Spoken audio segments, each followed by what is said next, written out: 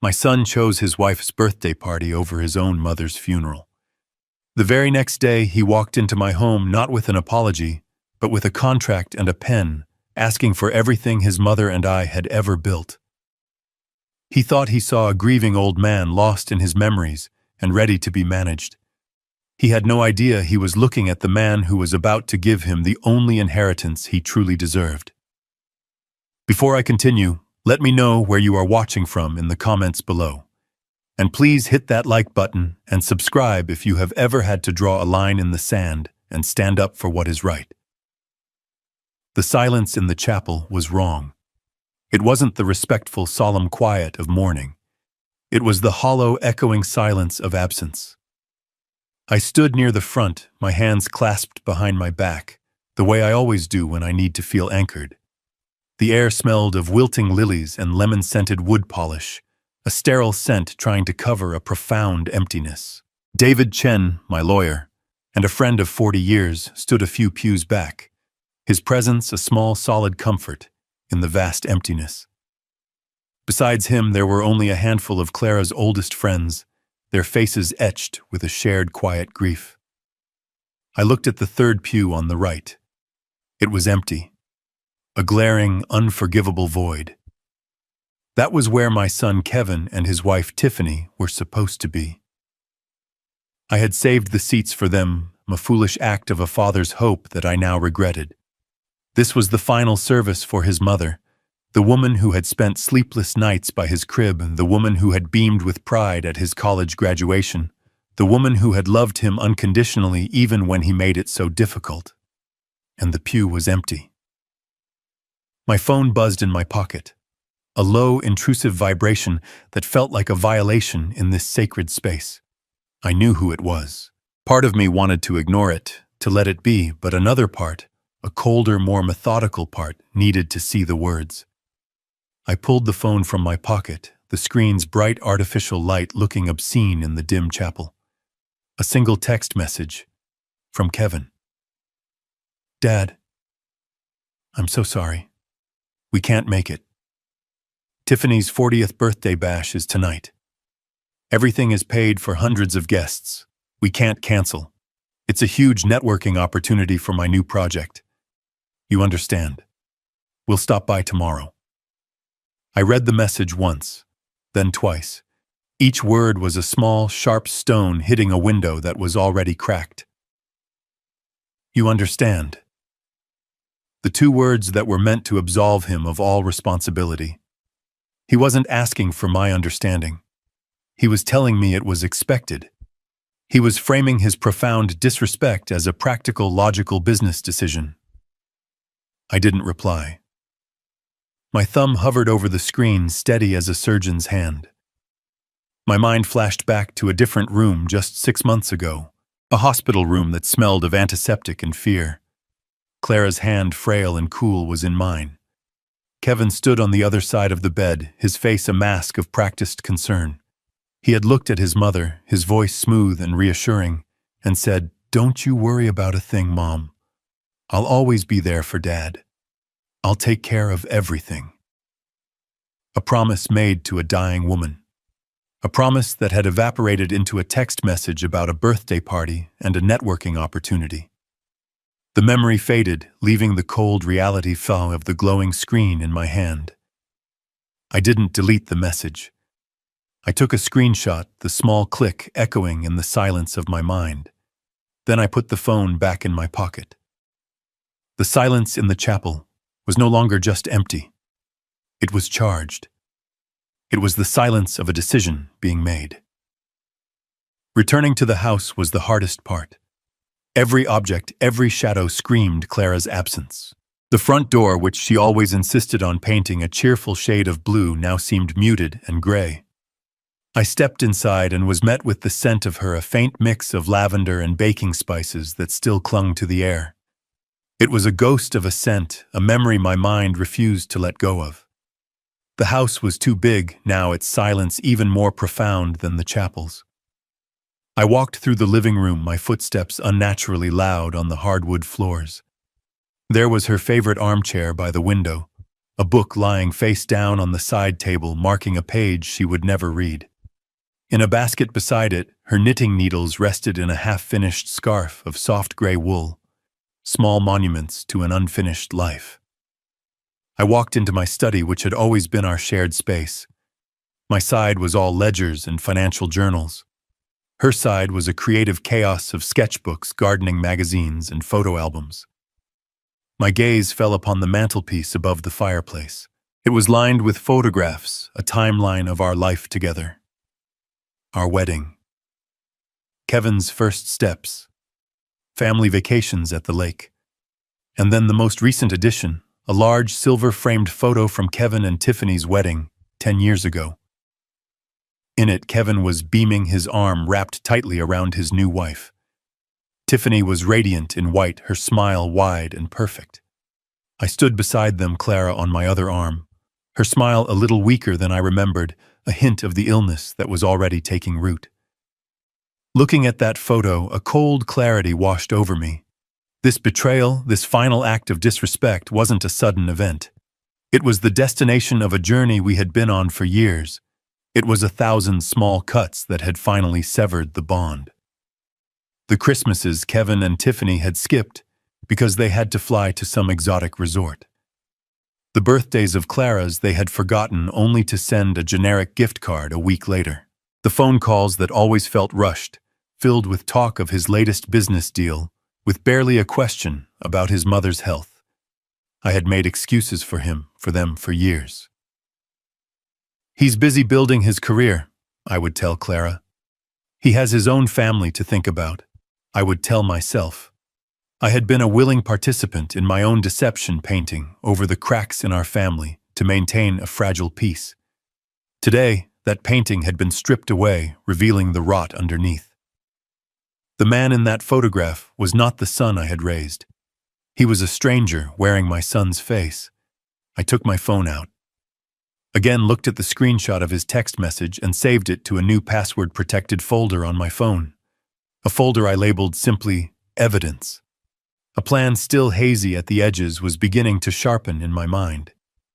The grief was still there, a heavy weight in my chest, but now it was joined by something else. A cold, quiet resolve. Later that evening, long after the sun had set, I sat in the dark of the study and dialed a number I knew by heart.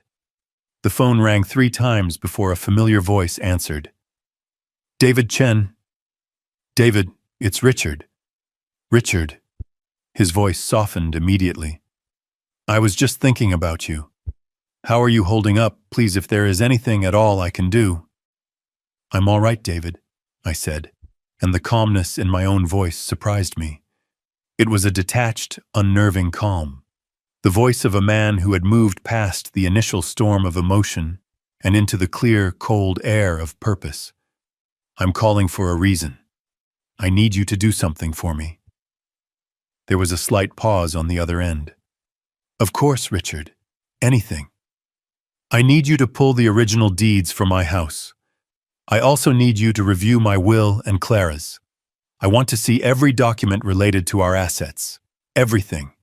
I'll be at your office first thing in the morning, 9 a.m. The silence on the other end of the line stretched for a few seconds. I could almost hear David processing the request, the urgency, the strange lack of emotion in my tone. It was not the request of a man lost in grief. It was the request of a man preparing for a fight. Richard, is everything okay? What is this about? He finally asked, his voice laced with genuine concern. I looked at the silver-framed photograph on the mantel, at the smiling faces that now looked like masks. I just want to make sure everything is protected, David. I said, my voice even and measured. I want to ensure everything is handled exactly as Clara would have wanted. The words were true, but not in the way David would understand them. He saw a grieving husband trying to put his affairs in order. I knew it was the first move in a game my son didn't even know we were playing. The game had started the moment he chose a party over his mother. And I, the quiet accountant, who had spent a lifetime balancing the books, was about to balance one final crucial account. The doorbell rang the next morning. The sound was a violent intrusion tearing through the quiet fabric of the grieving house. For a moment I considered not answering. The silence had become a kind of shield, and I was not ready to let the world back in. But I knew who it was. My son had promised he would stop by, and if nothing else, Kevin was a man of his schedule, if not his word. I walked to the door, my steps measured, and opened it. They stood on the porch, framed by the morning sun, like a portrait of modern success. Kevin was dressed in a crisp, dark blue suit, his hair perfectly styled. He looked like he had just stepped out of a boardroom, not come to offer condolences. Tiffany stood beside him wearing a cream-colored cashmere tracksuit that probably cost more than my first car. In Kevin's hand was not a bouquet of flowers or a baked casserole, but a sleek black leather portfolio held with the same casual importance a knight might hold a shield. It was the first thing I noticed, and it told me everything I needed to know. "Dad," Kevin said, his voice a little too loud, a little too cheerful. He stepped forward for an awkward one-armed hug, patting my back twice. It was a gesture of obligation, not affection. Tiffany offered a thin smile and an air kiss that landed a few inches from my cheek. "Richard," she said, her eyes scanning the foyer as if assessing its market value. "We are so sorry about yesterday. It was just unavoidable." I said nothing. I simply stepped back and held the door open for them, a silent invitation into the house they had so easily abandoned the day before. They walked in, bringing with them the scent of expensive cologne and a restless, frantic energy that didn't belong here. I led them to the living room, the room where Clara had spent her final days, surrounded by the things she loved. Kevin sat on the edge of the sofa, placing the leather portfolio on the coffee table with a soft, definitive thud. Tiffany remained standing, running a manicured finger along the dusty surface of the mantelpiece. "The party was a smashing success," she announced to no one in particular. "An absolute triumph. We had investors fly in from Chicago, can you believe it? Senator Thompson's wife was there, and she just adored my dress. She said it was a shame you couldn't be there." I watched her, a ghost of a woman in a house full of memories, talking about dresses and senators. I listened to Kevin as he launched into a justification for his absence, peppering his speech with words like synergy and opportunity cost and critical timeline. He spoke as if he were addressing a shareholder, not his father, the day after his mother's funeral. He avoided my eyes, his gaze fixed on a point just over my shoulder. They were performing a scene, reciting lines from a script they had written in the car on the way over. A script about a successful, busy couple who were regretfully, but necessarily, absent. And my role in their script was to be the understanding, slightly senile old man who would nod and forgive. I did not play my part. I remained silent, a quiet observer to their hollow performance. I watched the way Kevin's expensive watch glinted under the lamplight, the way he tapped his foot impatiently on the Persian rug Clara had cherished. I was no longer a father listening to his son. I was an accountant gathering data, noting every discrepancy between their words and their actions. The audit had begun. Finally, their rehearsed apologies petered out, leaving a thick, uncomfortable silence in their wake. I rose from my chair. "Can I get you some coffee?" I asked, my voice even. The simple domestic question seemed to catch them off guard. Kevin's face brightened, mistaking my civility for forgiveness. "That would be great, Dad. Thanks." He leaned forward, his hands resting on the leather portfolio. "Actually," he said, his voice shifting into a smoother, more persuasive gear, "while you do that, there's something I'd like to show you. Something I'm very excited about." He unzipped the portfolio and spread its contents across the coffee table. Glossy architectural renderings, colorful charts, and pages of dense financial projections covered the polished wood surface. It was a proposal for a luxury condominium development, a sleek glass and steel tower that promised panoramic city views and an infinity pool on the roof. He launched into his pitch, his voice filled with a salesman's passion. He spoke of legacy, of building something that would last, of securing his family's future. He was a good performer, I had to give him that. He was animated, confident, and utterly convincing. I stood there for a long moment watching him. He wasn't just selling a building. He was selling a version of himself he desperately wanted to be true. The successful developer, the visionary, the good son securing his father's future. But I saw through the performance. I saw the desperation in his eyes, the slight tremor in his hand as he pointed to a spreadsheet. Then he delivered the reason for his visit. "Dad, I know the timing is difficult," he said, finally looking me in the eye. "But an opportunity like this, it's once in a lifetime. The investors are ready to go. The only thing holding us back is the initial capital." He paused, taking a deep breath, before delivering the final blow. "I've already had the house appraised," he said, gesturing around the room, not at our home, but at a financial asset. "And I've got a cash buyer lined up, a fantastic offer way above market value. All we need is your signature on the purchase agreement." He slid a thick document out from the pile. A contract. My eyes scanned the words. Purchase agreement, property address, seller, buyer. It was all there, neat and clinical. "You don't need all this space anyway," he continued, his voice softening into a tone of feigned concern. "Think of the upkeep, the taxes. It's a burden. We've found a wonderful luxury assisted living community for you just a few miles from us. Top of the line. It's got a golf simulator, a movie theater. You'd be so much more comfortable."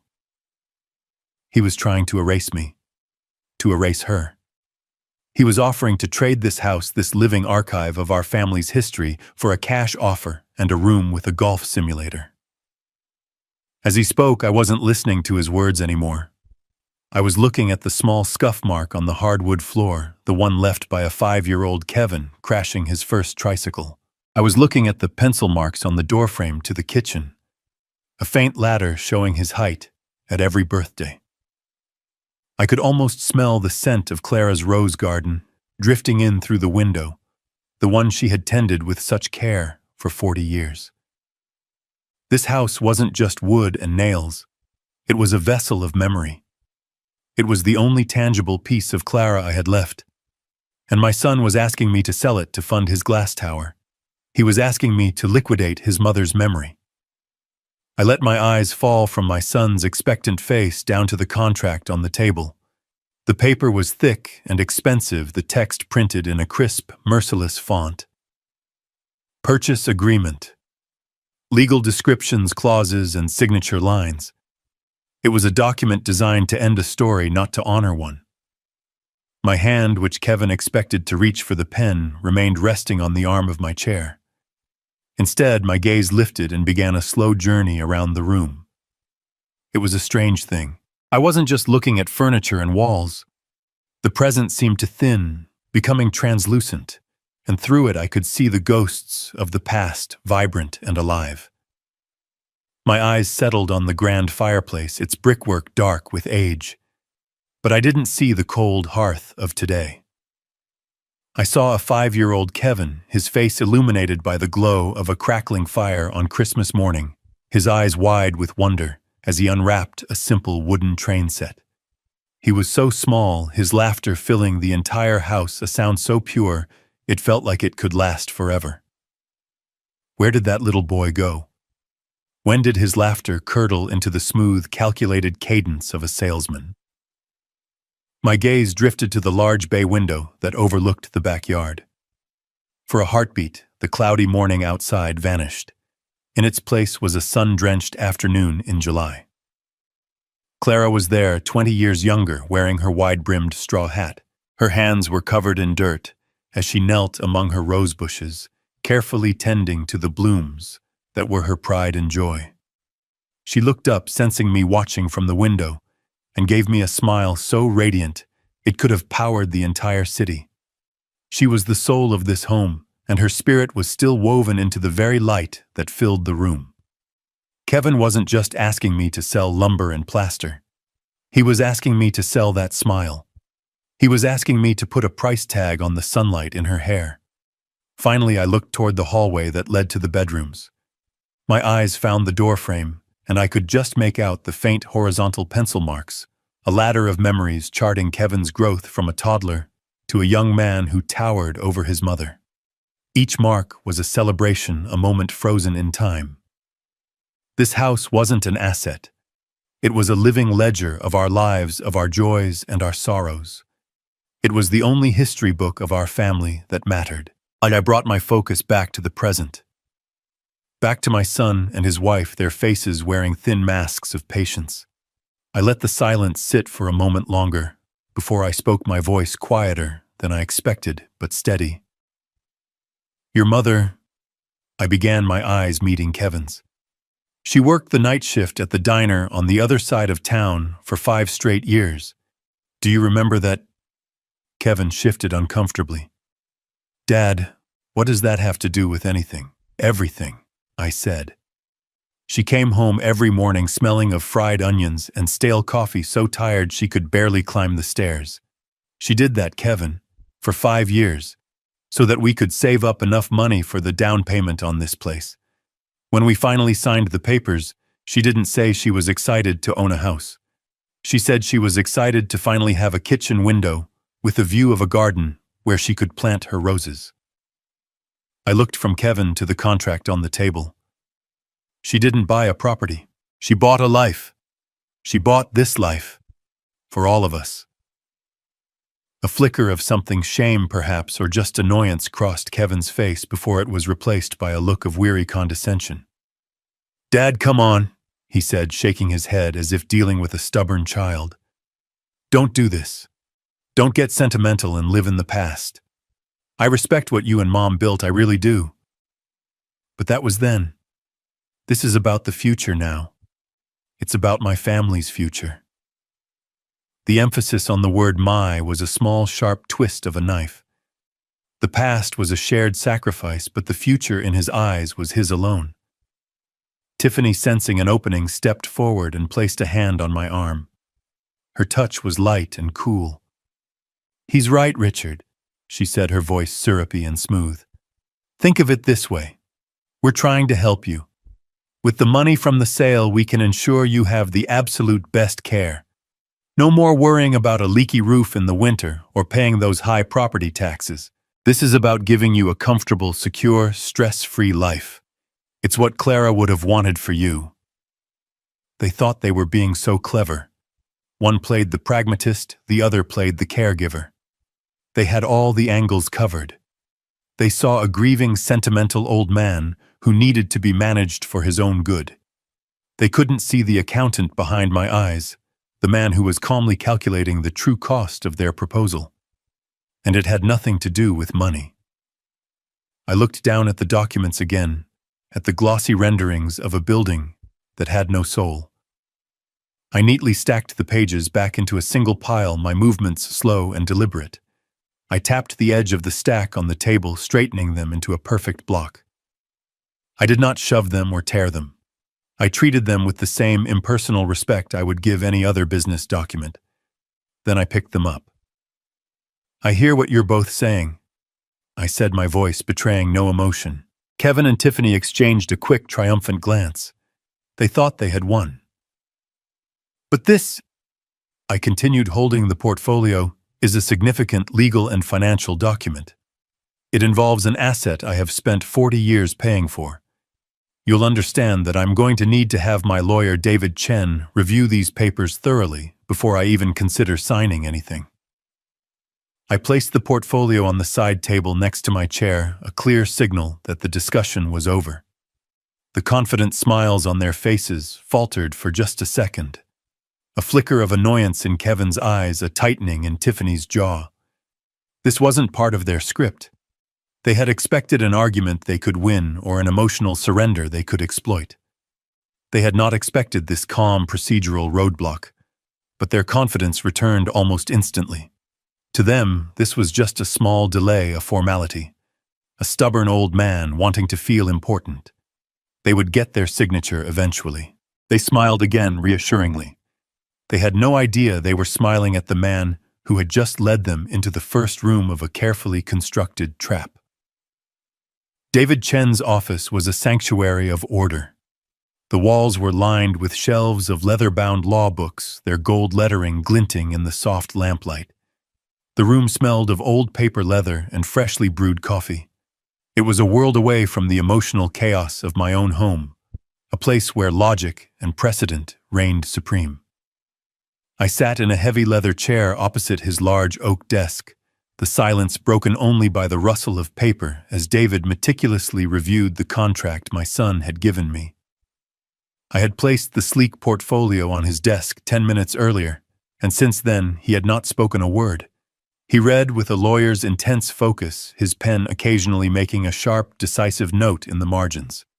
Finally, he set the last page down and slowly removed his reading glasses. He rubbed the bridge of his nose, his expression a mixture of professional outrage and personal concern. He looked at me, his old friend, and his gaze was serious. "Richard," he began, his voice calm but firm, "this document is not what it appears to be.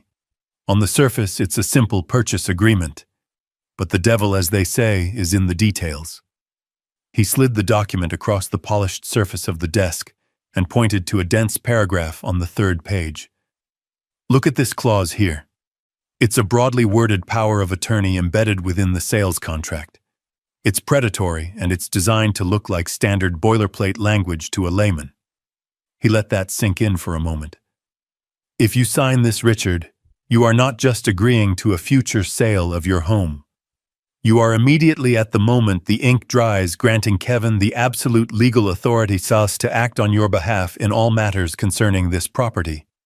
He could take out a second mortgage on it tomorrow morning. He could change the terms of the sale, lower the price, sell it to one of his own shell corporations for $1.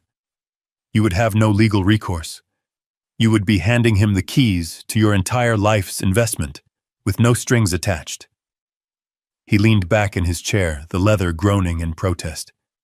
"As your friend," he said, his voice softening slightly, "I'm telling you that this is one of the most ruthless things I have ever seen a child do to a parent. As your lawyer, I am advising you in the strongest possible terms. Do not under any circumstances let your pen touch this document. It is a loaded gun pointed directly at your financial security." I listened to his words, and I felt no surprise. I felt nothing but a cold, heavy confirmation of what my gut had already told me. I had not come here for advice on whether to sign. I had come here to confirm the caliber of the bullet. I looked at David, my friend of 40 years, and gave a slow, deliberate nod. "I know David," I said, my voice steady. "I never intended to sign it." David looked genuinely confused. He gestured towards the offensive document on his desk. "Then why bring it to me? Why go through this charade with Kevin? Why not just tell him no and throw him out of your house?" "Because no is not enough," I replied, leaning forward slightly in my chair. "A simple no ends the conversation. It allows him to retreat, to come up with another plan, another angle of attack. I don't want to end this conversation, David. I want to see it through to its conclusion. I want to see exactly how far my son is willing to go. I am going to let him believe he is winning. I am going to let him push. I will let him make his phone calls and arrange his meetings, and I am going to quietly document every single step he takes." The look on David's face shifted from confusion to a dawning, sober understanding. He saw that the grieving man who had called him 2 nights ago was gone. In his place was a client with a very clear, very cold objective. "And while he is busy trying to take the house from me," I continued, my voice dropping lower, "you and I are going to ensure that the house is no longer mine to give." This time David was genuinely shocked. "What are you talking about, Richard?" "I want you to begin the process of placing the house into an irrevocable trust," I said. "Effective immediately. I want it done quietly, and I want it done quickly. The sole beneficiary of this trust will be a new charitable foundation. We will call it the Clara Cole Foundation." David stared at me, speechless for a moment. "An irrevocable trust," he finally managed to say. "Richard, you understand what that means, don't you? Once this is done, it's done. You cannot undo it. You would no longer own your home. Legally speaking, it would be gone. Clara spent her life building that home, I said, my gaze unwavering. Its purpose was always to provide love, shelter, and security. The foundation will ensure that it continues to do exactly that for people who truly need it.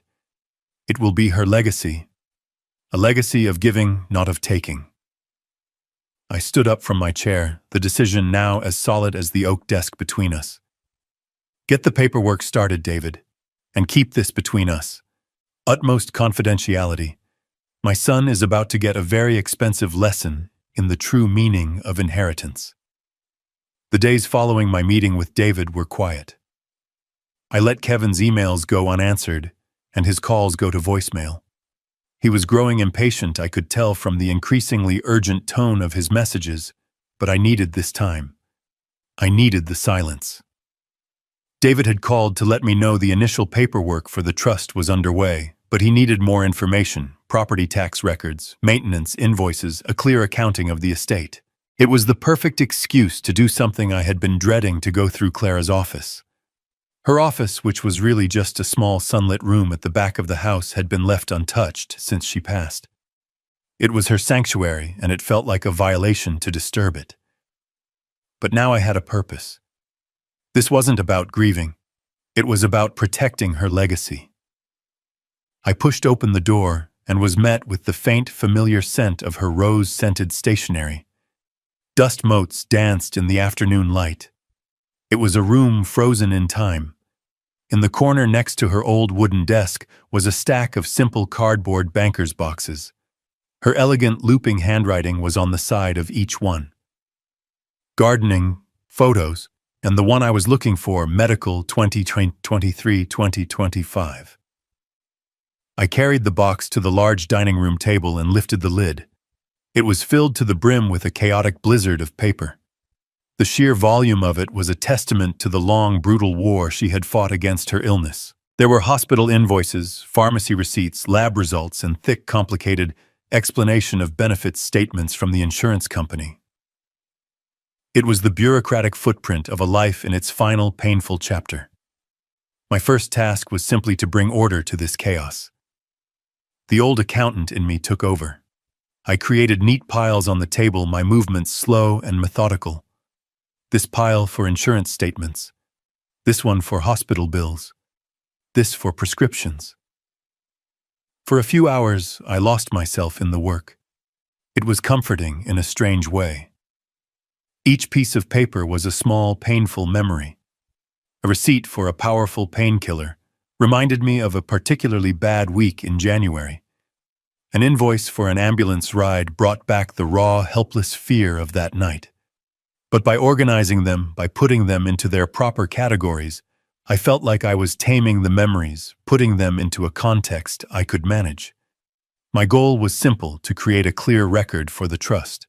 I wasn't looking for anything. I was simply closing the books. After sorting all the bills, I turned to the final stack, the bank statements from our joint savings account, the one we used for all major expenses.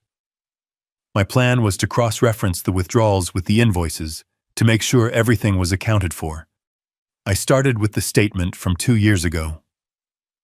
I scanned the columns of debits and credits, my finger tracing the lines of familiar transactions. The mortgage payment, the property taxes, the insurance premiums. Then a line item caught my eye. Cash withdrawal counter transaction, $5,000. I paused. $5,000 was a large amount of cash. I tried to remember what it could have been for. An emergency repair, perhaps. The water heater had failed around that time. I made a mental note and moved on. I picked up the next month's statement, and there it was again. Second business day of the month. Cash withdrawal counter transaction, $5,000. A cold knot began to form in the pit of my stomach. This was no longer a forgotten expense. This was a pattern. I abandoned my neat piles and spread all 24 bank statements across the dining room table, laying them out in chronological order like a grim timeline. The pattern was undeniable, unmistakable. On the first or second business day of almost every month, for the last 2 years of Clara's life, A cash withdrawal of exactly $5,000 was made from our account. My breath caught in my throat. I stood up and walked to my study, returning with my old heavy-duty calculator, the one I had used for 40 years at my firm. The plastic keys felt cool and familiar under my fingers. I sat back down at the table and began to add up the withdrawals. The soft click-clack of the buttons was the only sound in the silent house. Click. 5,000. Click. 10,000. Click. 15. My hand felt heavy as I punched in the numbers, my mind racing. The total grew month by month, a rising tide of red ink. When I finally hit the total button, the number that appeared on the small digital screen made me feel dizzy. $285,000. It couldn't be right. I cleared the calculator and did it again, my movements more frantic this time. The result was the same. Over $250,000 withdrawn in cash over 24 months. My mind reeled, trying to find a logical explanation. Had Clara been paying for some experimental treatment, something she had hidden from me to keep me from worrying? I frantically turned back to the mountain of medical bills, my eyes scanning for any invoice, any receipt, any clue that could account for such a massive expenditure. There was nothing. Our insurance had been excellent. It had covered the surgeries, the chemotherapy, the long hospital stays. Our total out-of-pocket costs, all carefully documented, were less than $20,000 over that entire period. The numbers didn't lie, but they didn't make sense. I sat there, surrounded by the paper trail of my wife's final years, and stared at that impossible number. A new, more terrible possibility began to form in my mind, a suspicion so ugly I could barely allow myself to think it. The betrayal I felt over the missed funeral suddenly seemed small, almost insignificant. This was something else entirely. This was a different kind of monster. This wasn't just disrespect. This was a systematic theft, a cold and calculated plundering of a dying woman's savings. I looked at the neat columns on the bank statements, and I no longer saw just numbers. I saw a crime scene. And the central question was no longer about my son's heartlessness. It was about his criminality. Where I asked the silent room, did all that money go? I sat at the dining room table for what felt like hours, the bank statements spread out before me like a map of a foreign and hostile land. The numbers didn't change no matter how many times I stared at them. $285,000. A fortune vanished into thin air. I knew I couldn't find the answer in those columns of black and white. There was only one person left who might know something, one person Clara might have confided in. The thought of making the call felt like a betrayal of Clara's privacy, like I was prying into a part of her life she had kept from me. But the need to know the truth was a physical ache, a weight that was becoming too heavy to bear. With a heavy hand, I picked up my phone and dialed the number for Sarah Jenkins. She answered on the second ring, her voice warm and kind as it always was. "Richard, how are you doing, dear? I was just thinking of you." "I'm managing, Sarah. Thank you for asking," I said, trying to keep my voice steady. We exchanged the usual pleasantries, the sad, gentle conversation of old friends navigating a shared loss. She asked if I was eating properly, if I was getting any sleep. I assured her I was fine. Then I took a breath and steered the conversation towards the real reason for my call. "Sarah?" I began, trying to sound like a merely confused husband, not a man on the verge of a terrible discovery. "I've been going through some of Clara's old papers for the estate and, well, to be honest, I'm a bit lost. I was so focused on her care during those last couple of years, I'm afraid I lost track of the finances.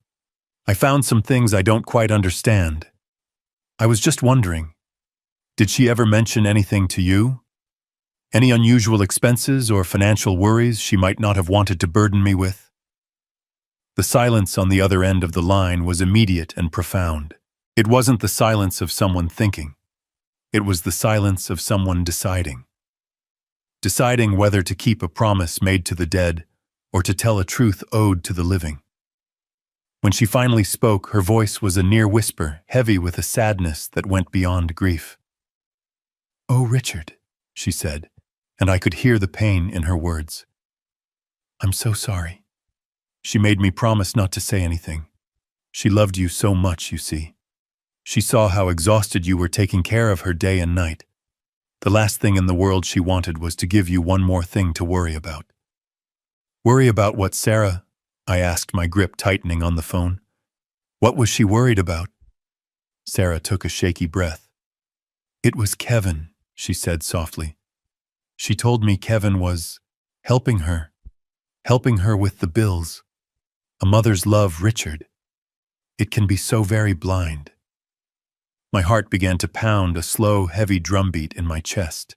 "He told her there were experimental treatments," Sarah continued, her voice cracking.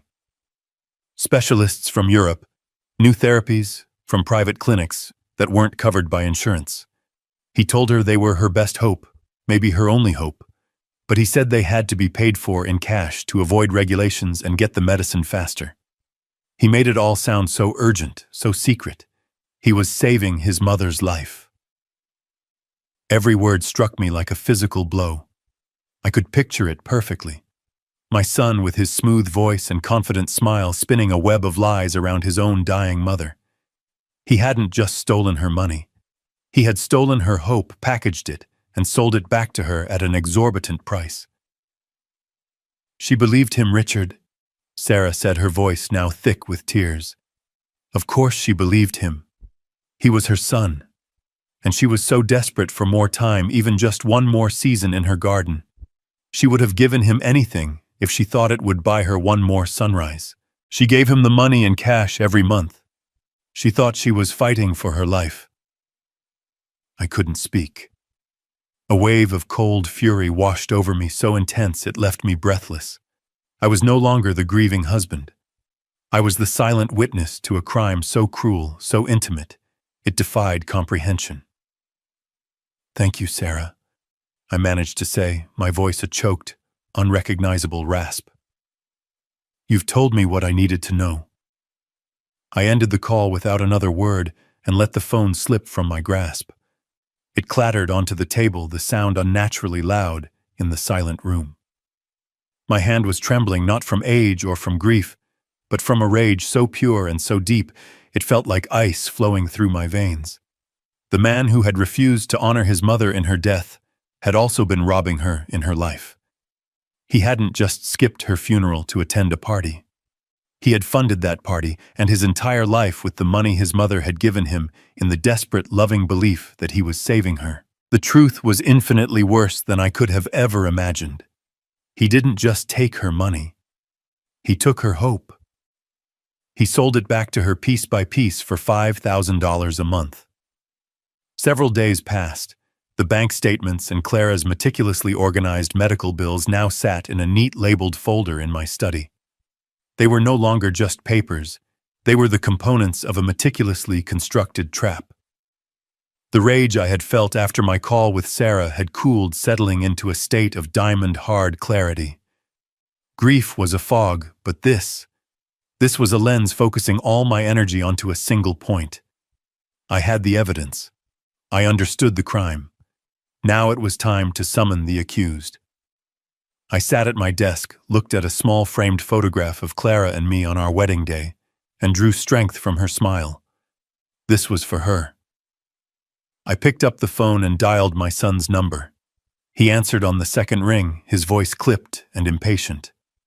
"Dad, I've been calling. I've left you 5 messages." I took a slow, deliberate breath, letting a hint of a weary sigh travel down the line. It was time for my performance to begin.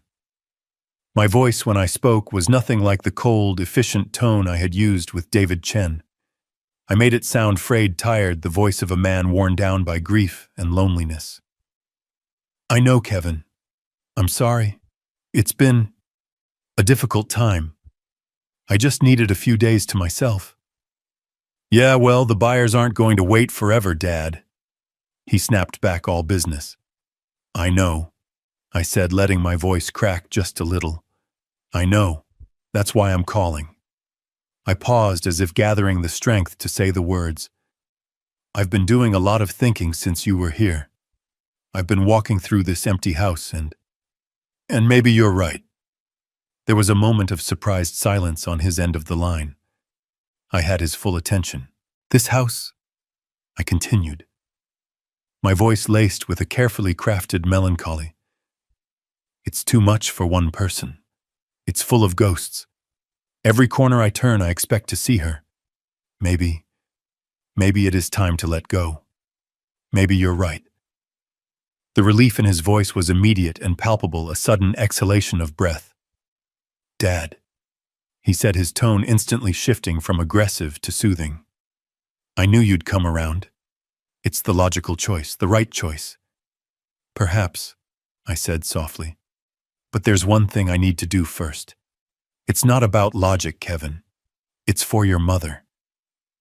I let the emotion hang in the air. This was the hook baited with the one thing he always underestimated: sentiment. This house was her life's work. It was her legacy. The thought of it just being sold off, turned into numbers on a spreadsheet. I can't do it. Not like that. "Dad, what are you talking about?" he asked, a hint of suspicion creeping back into his voice. "Before I sign anything," I said, my voice firming slightly, as if stating a non-negotiable term of surrender. "I need to meet your partners, your investors. I need to look them in the eye and hear about this project myself. I need to see the plans, understand the vision. I need to be sure that what your mother poured her soul into is going towards building something worthy of her memory. It's the only way I can have peace with this son. It's the only way I can sign." The silence on the other end was a different kind this time. It was the sound of a predator processing a sudden, unexpected victory. He didn't hear a demand. He heard a ceremony. He didn't hear a condition. He heard a final sentimental request from a broken old man who needed his last moments of dignity. It appealed directly to his vanity. "Dad," he finally exclaimed, his voice booming with triumphant joy. That's great news, I completely understand. Of course, that's a fantastic idea. My partners will be absolutely thrilled to meet you." The condescending reassurances came pouring out, a flood of self-satisfaction. "These guys are top-tier, Dad. The best in the business. They'll love this. The story of the house, the family legacy. It adds to the whole narrative of the project. It shows we're building on a foundation of history and quality." He was so blind, so wrapped up in his own ego, that he couldn't hear the crushing irony in his own words. He thought I was there to bless his project. He had no idea I was coming to bury it. "We'll do it at my office," he continued, his voice swelling with pride. "You can see the whole operation I've built. We'll use the main conference room. It has a great view of the city. Just say the word, Dad. I will clear their schedules for you. Anything." I let him finish, savoring the sound of his complete and utter self-deception. He had not only taken the bait, he had swallowed the hook, the line, and the sinker. He was now eagerly leading me to the very place where I would pass my judgment. "Friday," I said, my voice quiet and resigned. "Friday at 10 o'clock would be fine." "Perfect. I'll have my assistant send you the details." "Dad, thank you. You're doing the right thing." "I hope so, Kevin," I said. "I truly do." I ended the call and placed the phone back on its cradle. The performance was over. I sat in the profound silence of my study, the mask of the weary, grieving father falling away from my face. It was replaced by the cold, patient expression of a hunter who had just heard the distinct click of a trap being sprung. The day before the meeting was unnervingly calm. The frantic energy of discovery and the cold anger of revelation had subsided, leaving behind a profound and steady sense of purpose. I was not nervous. A man about to do a necessary, albeit unpleasant job has no room for nerves. Every action I took that day was deliberate, a series of final, quiet moves on a chessboard my son didn't know he was playing on. My first stop was the bank. It was the same local branch Clara and I had used for nearly 50 years, The cool marble floors and the quiet, respectable hum of commerce were a familiar comfort. I bypassed the tellers and walked directly to the office of the branch manager, a kind and competent woman named Mrs. Gable, who had known our family for decades. She greeted me with a sad, sympathetic smile and offered her condolences once more. "Richard, it's good to see you, though. I wish it were under better circumstances," she said gently. "Anything you need, you just have to ask." "Thank you, Eleanor," I said, taking the seat opposite her polished desk. "I do need something. It's a bit unusual. I need certified copies of the last 24 months of statements for my joint savings account." I pushed a piece of paper across the desk where I had written down the account number. "And I need something specific. For every cash withdrawal over $1,000, I need the transaction highlighted, and I need each and every page to be stamped with an official bank seal." She raised an eyebrow slightly, the professional in her recognizing this as a request for something more than simple record-keeping. This was a request for evidence. She didn't ask any questions, however. She simply nodded. "Of course, Richard. It will take a little while to prepare. Please have a coffee." An hour later, I walked out of the bank. In my briefcase was not a thin stack of printouts, but a heavy sealed manila envelope. Inside were the certified statements, each page bearing the weight of the bank's authority. The highlighted lines of $5,000 withdrawals were like a repeating, damning chorus in a tragic song. The weight of the envelope in my hand felt substantial, real. It was the weight of truth. My second stop was David Chen's office. The air in his conference room was solemn, the finality of our purpose hanging between us. On the large mahogany table lay a thick stack of documents bound in a dark blue cover. The title in elegant gold lettering read, "The Clara Cole Foundation Trust Agreement." David had been true to his word. He had worked quickly and quietly. He walked me through the key provisions one last time, his lawyer's voice steady and clear, ensuring I understood the gravity of each clause. He explained the legal meaning of irrevocable, the permanent transfer of ownership, the duties of the appointed trustee. I listened patiently, though I already knew. I had made my peace with this decision days ago. "The Foundation's stated purpose," David read aloud, "is to provide financial grants and respite care services for families in this county who are acting as primary caregivers for a loved one with a terminal illness." He looked up at me. "It's a beautiful tribute, Richard." "It's what she would have wanted," I said softly. He pushed the final signature page towards me and handed me a heavy black fountain pen. The same pen I had used to sign my marriage license with Clara 50 years earlier. I took it in my hand. Its weight was familiar, comforting. I looked down at the line waiting for my name. This was the true signature Kevin had been after. Not one that would liquidate a legacy, but one that would cement it forever. My hand did not tremble. I signed my name, Richard Cole, the script firm and clear. It was the signature of a man closing the most important account of his life. With that single motion, the house I had called home for 40 years was no longer mine. It now belonged to the memory of my wife, and to all the families who would one day find comfort because of her. After the documents were signed and notarized, David leaned back in his chair. He steepled his fingers and looked at me, his expression shifting from that of a lawyer to that of a concerned friend. He had one last question. "It's done, Richard," he said, his voice quiet. "There is no going back. As of this moment, that house is the legal property of the Foundation. Tomorrow you will walk into that meeting with your son. Are you absolutely certain about this? About everything?" He was giving me one last chance to walk away from the confrontation, to simply let the quiet legal victory be enough. I didn't answer right away. I rose from my chair and walked to the large window that overlooked the city below. Cars and people moved like a silent, purposeful river, each on their own journey, each with their own stories. When I was a young man just starting out as a junior accountant, I began my voice calm and reflective. My first mentor taught me something I never forgot. He said our job wasn't just about balancing the numbers on a page.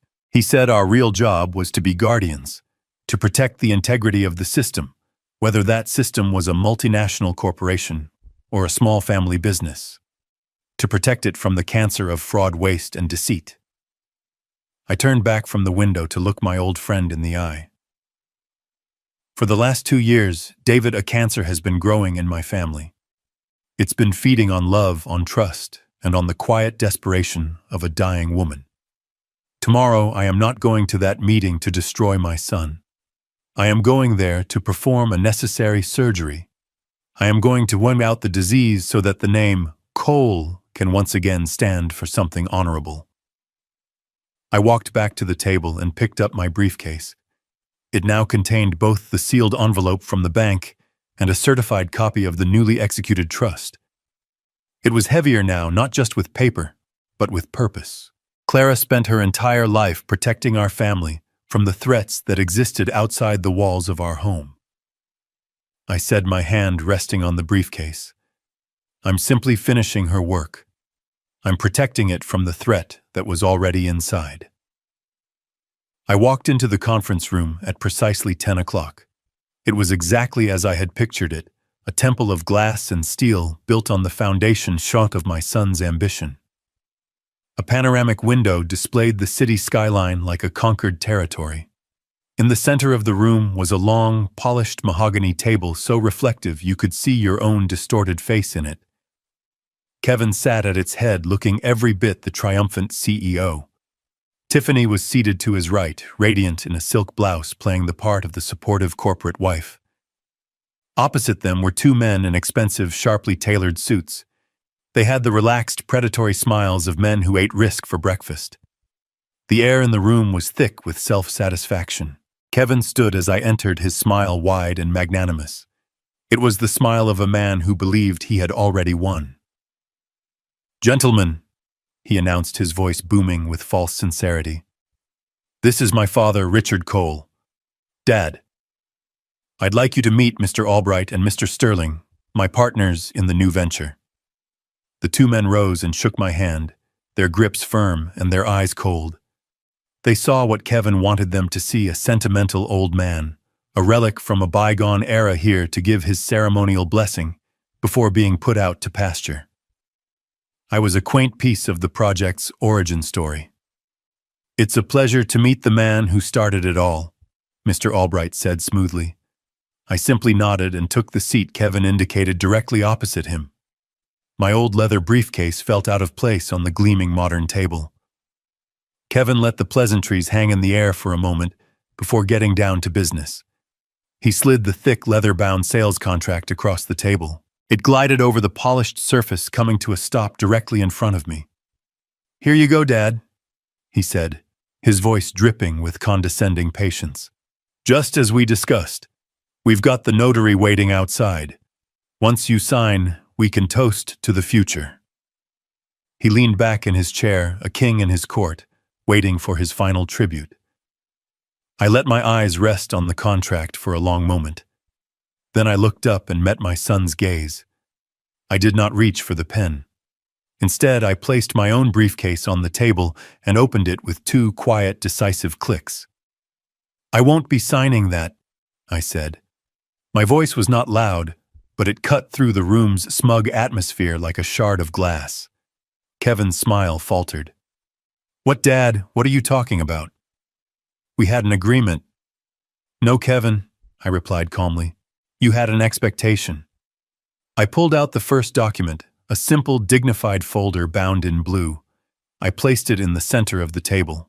"I will not be signing your contract, because as of 9 a.m. yesterday morning, I ceased to be the legal owner of that property." The change in the room was instantaneous. Kevin's face went from confusion to disbelief.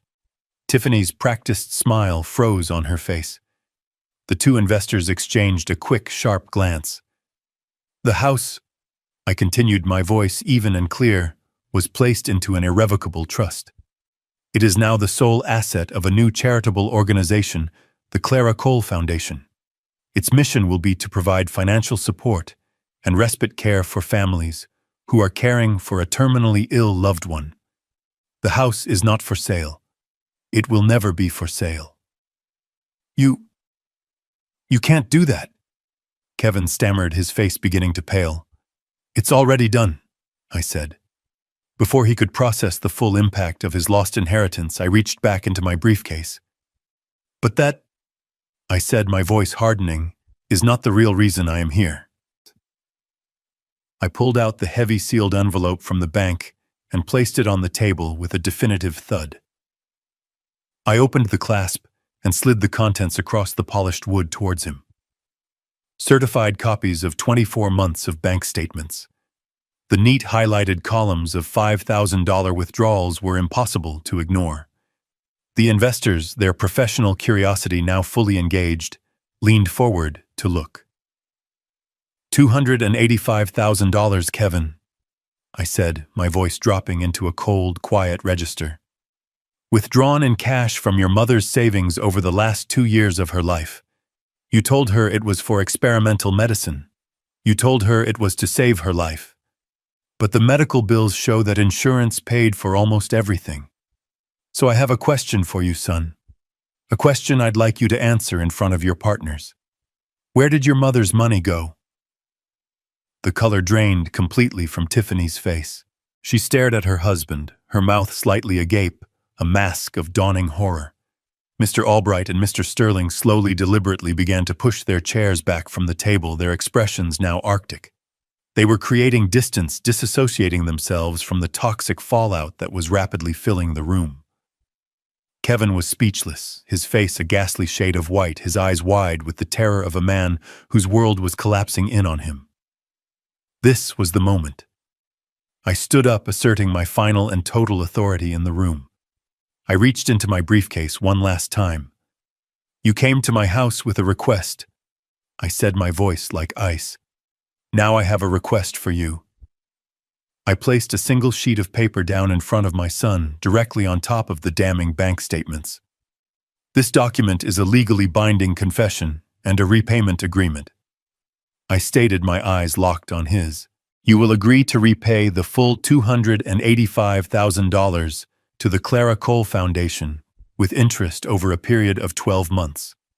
If you sign it, I will consider this a private family matter, a debt to be paid. I paused, letting the weight of my next words settle. If you do not sign it, I said, tapping the folder that contained the evidence, then this entire file, along with a sworn affidavit from me and a formal statement from Sarah Jenkins, will be hand-delivered to the district attorney's office tomorrow morning. The charge will be financial elder abuse, a felony. I looked at him, my son, a man I no longer recognized, a hollowed-out shell of greed and deceit. He was broken. I had no more words for him. My work here was done. I turned away from the wreckage of his life and walked towards the door, my back straight. I did not need to hear his answer. The choice was his, but his future was already gone. I left the chaos behind me, the hurried whispers of the departing investors, the silent, accusatory tears starting to stream down Tiffany's face, and my son, utterly destroyed, left alone to stare at the 2 documents that represented the ruin of his life. I stepped out of the room and closed the door softly behind me, leaving the chill of justice in my wake. I had not gotten revenge. I had simply finally balanced the books. I have learned that a true legacy is not written in a will, but in the values we protect. My son saw our home as an asset to be liquidated. I saw it as the library of a life his mother built. By choosing to honor that life over his greed, I discovered that justice is not about loud revenge, but the quiet, firm act of setting a ledger straight. The most valuable inheritance we can leave is the integrity of our name, a foundation that can never be sold or stolen, and a lesson that the quietest man can deliver the loudest truth. If you believe that a true legacy is worth more than money, please show your support by liking this video and subscribing for the next story.